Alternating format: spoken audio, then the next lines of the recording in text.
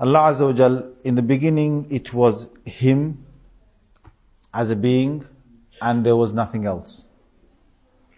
And there's a hadith in Muslim that says that Allah Azza wa Jal was there and there was nothing else besides Him.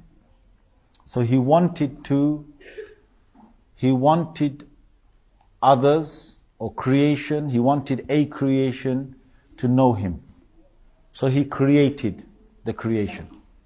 So the first thing He created was the pen.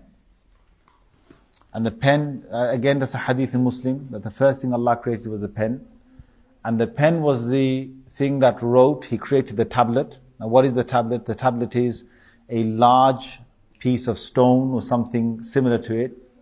And He told the pen to write. And He told it to write everything that would come into existence. Everything of His irada, of His will, whatever He's going to will. And He told it to write everything about the creation, whatever is going to happen. So every minute detail to the last detail was all written on this tablet. And then He created the angels, we know that. He created the angels. Now that would be something, from one of the first things Allah created, fine, He created the angels. And then after that He created the earth. And that there's a lot of description on the earth itself and what He created and how He created, and that's in the Quran. And then there's a hadith in Muslim to say on specific days Allah created different things. Specific days Allah created different things.